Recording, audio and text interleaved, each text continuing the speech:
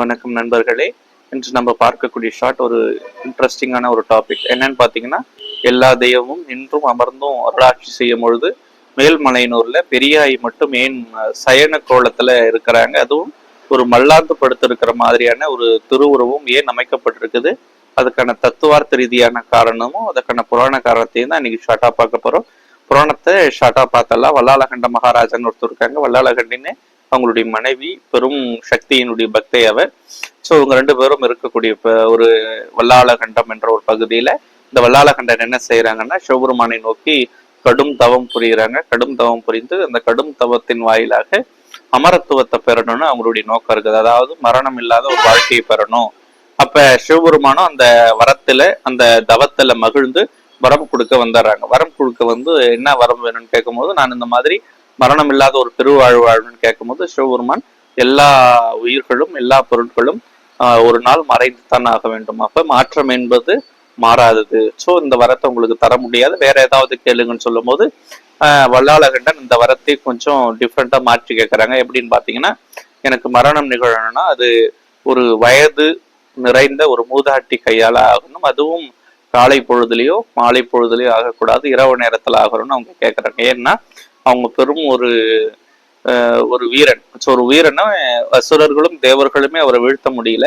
அப்படி இருக்கும் பொழுது ஒரு மூதாட்டி எப்படி என்னை வீழ்த்த முடியுன்ற ஒரு அகங்காரத்திலையும், அதே சமயம் இரவு நேரத்துல வயது முதிர்ந்தவர்களுக்கு கண் பார்வை ஒரு தெளிவா தெரியாது, ஸோ அவர்களால ஆயுதம் ஏந்தி போரிட முடியாதுன்ற ஒரு நோக்கத்திற்காக அந்த தவத்தை கேட்டாங்க. அந்த தவம் சிவபெருமானும் கருணையின் கடல் என்பதனால ததாஸ்துன்னு சொல்லிட்டு போயிட்டாங்க. அப்படி ஆகட்டும்னு அந்த வரத்தை பெற்றவுடனே நம்மளுடைய வல்லாளகண்டன் ரொம்ப தேவர்களையும் பொதுமக்கள், ரிஷிகள், முனிவர் எல்லாரையும் போட்டு துன்புறுத்த ஆரம்பிச்சுட்டாரு. அப்ப ஆரம்பிச்ச உடனே இது ஒவ்வொரு நாளும் நடந்துகிட்டே இருக்குது. என்னதான் அவன் பெரிய கலைகளும் தவங்களும் பெற்றிருந்தாலும் அவனுக்கு குழந்தை இல்லையேன்னு ஒரு ஏக்கம் இருந்துகிட்டே இருக்குது. எத்தனையோ நாட்களாக வல்லாளகண்டிக்கு குழந்தை இல்லை. ஸோ இதை நினைத்து ரொம்ப மனவேதனை அடைந்த அந்த வல்லாளகண்டன் என்ன செய்யறாங்கன்னா, திரும்ப தவத்துக்கு போயிட்டு மகாதேவரை வழிபாடு செய்யறாங்க. மகாதேவரும் அவருடைய தவத்துல மகிழ்ந்து என்ன வரம் வேணும்னு கேட்கும்போது, ஆதியும் அந்தமுள்ள அருட்பெரும் சோதியான நீங்கள் என்னுடைய மனைவியினுடைய கரு உரணும்னு சொல்லிட்டு அவன் வரம் கேட்கறாங்க. அந்த வரமும் சிவபெருமான் கொடுத்துட்றாங்க. கொடுத்த உடனே வல்லாளகண்டியினுடைய கருவுல சிவபெருமான் வந்துடுறாங்க. சிவபெருமான் வந்த உடனே அகிலமே ஸ்தம்பிச்சு போச்சு. ரிஷிகளும் முனிவர்களும் தேவர்களும் பயந்து போறாங்க. ஏன்னா எல்லா விதமான தொழில்களும் செய்யக்கூடிய ஒரே தெய்வம் சிவபெருமான்.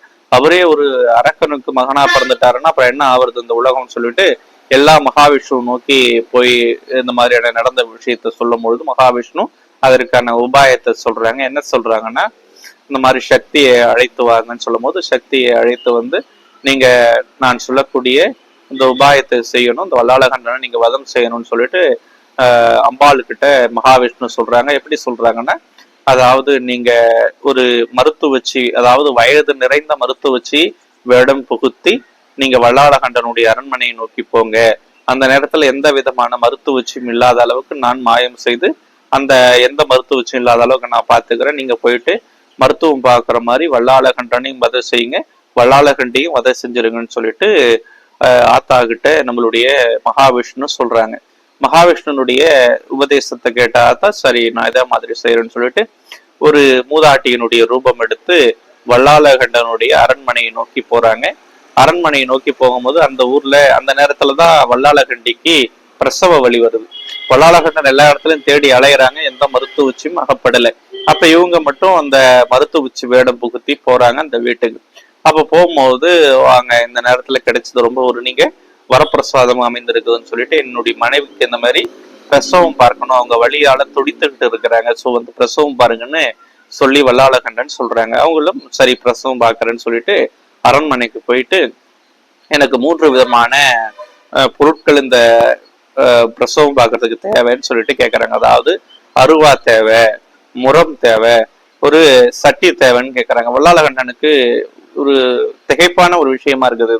இது மருத்துவர்கள் கேட்கக்கூடிய பொருள் இல்லையே, இதை கேட்கறாங்கன்னு அவர் வந்து ஏன் இதை கேட்கறீங்கன்னு கேட்கறாங்க. அதுக்கு நம்மளுடைய ஆத்தா என்ன சொல்றாங்கன்னா, அதாவது அருவா தொப்புள் கொடியா இருக்கிறதுக்காகவும், முறம் ரத்தத்தை வாரி எடுக்கிறதுக்காகவும், சட்டி தண்ணீர் வைத்து குழந்தைய சுத்தம் செய்யறதுக்காகவும் தேவைப்படுதுன்னு கேட்கறாங்க.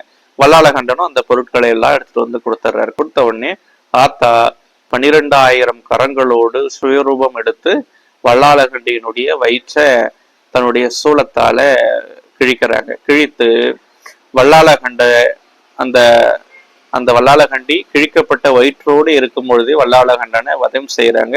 வதம் செய்துட்டு மூதாட்டியாக வதம் செய்யறாங்க, வெட்டி வீழ்த்திடுறாங்க.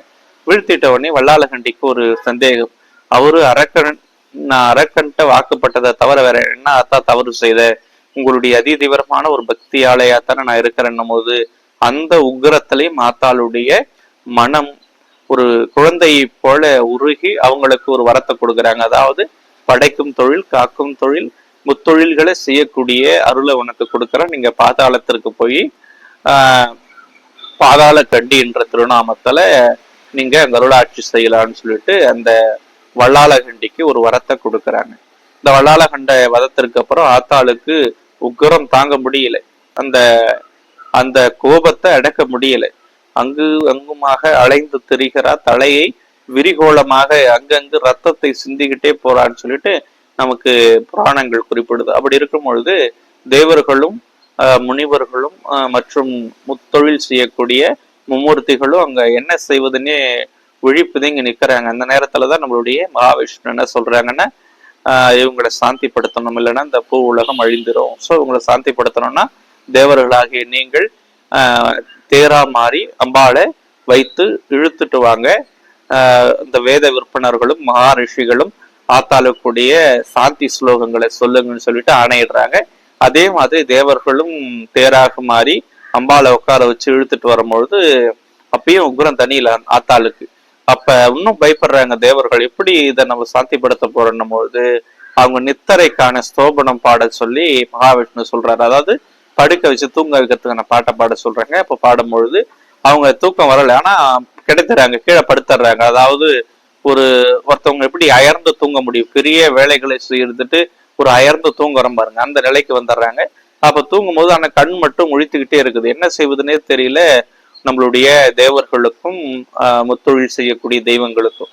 அப்ப மகாவிஷ்ணு இன்னொரு யோசனையை முன்வைக்கிறாங்க. அதாவது நீங்க தேர இழுத்துக்கிட்டே வாங்க, அதாவது இந்த சக்தி பீடமா விளங்கக்கூடிய தாட்சாயினுடைய உடல் சிதறிய இடத்து, அதாவது மேல்மலையனூர் வந்தவுடனே நான் ஒரு மணல் திட்ட போல ஒரு இடத்தை அமைக்கிறேன், அந்த இடத்துல தேரை எடுத்துட்டு வாங்க, நான் தேரை மறைச்சிட்டு மணல் திட்டுல அங்கேயே அவங்கள படுக்க வச்சார சாந்தி பெற வச்சாரன்னு சொல்லும் போது அதே மாதிரி செய்த உடனே ஆத்தாளுக்கு மேல்மலையனூர்ல அந்த பீடத்துல வந்தோடனே சாந்தி கிடைக்குது, நிதானமான யோக நித்தரை கிடைக்குது. இதைத்தான் நம்ம பெரியாயின்னு வணங்குறோம். பெரியாயின்னா அதிபராசக்திக்கு முந்தியவள் என்று பொருள். அதாவது பெரிய தாய் அவங்க. அப்ப அவங்களதான் முதல்ல நம்ம வழிபாடு செய்யணும். அந்த தத்துவார்த்த ரீதியான காரணம் என்னன்னு நான் சொல்றேன்னு பாத்தீங்களா, அது எளிதில மனம் இறங்கக்கூடிய தெய்வம், அதே சமயம் மக்களோடு மக்களாக ஒன்றிணைந்து வாழக்கூடிய தெய்வம். அப்ப நம்ம அந்த ஆலயத்துல படுத்துக்கிறோம், தூங்குறோம், நோய்களை தீர்க்கக்கூடிய ஆலயமா அது இருக்குது. காரணம் நம்மோடு அந்த பெரும் சக்தியும் படுத்திருக்குதுன்ற ஒரு மிகச்சிறந்த தத்துவத்தை உணர்த்ததுக்காகத்தான் அந்த பெரியாயின்ற ஒரு தோற்றத்தை ஆத்தா உருவாக்குனாங்க. அதாவது சகல மக்களோடு மக்களாக குலதெய்வமாக கூட சில பேருக்கு அது வீற்றிருக்கக்கூடிய வாய்ப்பு உண்டு. அப்ப நானும் ஒரு சிறு தெய்வமாகத்தான் இருக்கிறேன்னு சொல்றாங்க. அப்ப இந்த வயிற்று கழிக்கும் போது ஒரு கதை சொன்ன பாருங்க, அதுல இன்னொரு வரி வரும். அதாவது எழுந்து வாடா இருளா, இருட்டுலதான் அவன் அந்த வயிற்றை கழிக்கிறாங்க, எழுந்து வாடா இருளான்னு சொல்லிட்டு இருளனை கூப்பிடுறாங்க. அந்த இருளனும் 21 பரிவார தெய்வங்கள்ல ஒரு குலதெய்வம் தாரிதான். அவருடைய வரலாற்றை நம்ம அடுத்தது பார்க்கலாம். சோ இந்த மாதிரியான தத்துவார்த்த ரீதி காரணங்களோடு தான் ஆத்தா அங்க ஒரு சயன திருமேனியில இருக்கிறாங்க. அவங்கள தான் முதல்ல வழிபாடு செய்யணும். இந்த மஞ்சளும் குங்குமம் ஏன் போடுறோம்னா அது அவங்களுக்கு ரொம்ப பிடித்தமான ஒரு பொருள். அதை போட போட சாந்தியிலிருந்து அந்த யோக நித்திரையினுடைய வாயிலாக நம்மளுக்கு நித்திய ஜீவ சந்தோஷத்தை கொடுப்பாங்க என்பது முற்றிலுமா நிதர்சனமான உண்மை, நான் அனுபவித்த உண்மை. சோ பெரியாயி வழிபாடு செய்தா பெரும் துயர் போக்கக்கூடிய ஒரு நிலையை அவங்க உருவாக்கி தருவாங்க என்பது சத்தியமான ஒன்று. இந்த வீடியோ பிடித்திருந்தா லைக் பண்ணுங்க, சப்ஸ்கிரைப் பண்ணுங்க, முக்கியமா 4 பேர்கிட்டையாவது பகிருங்க. அப்பதான் இது 4 பேருக்கு சென்றடையும்.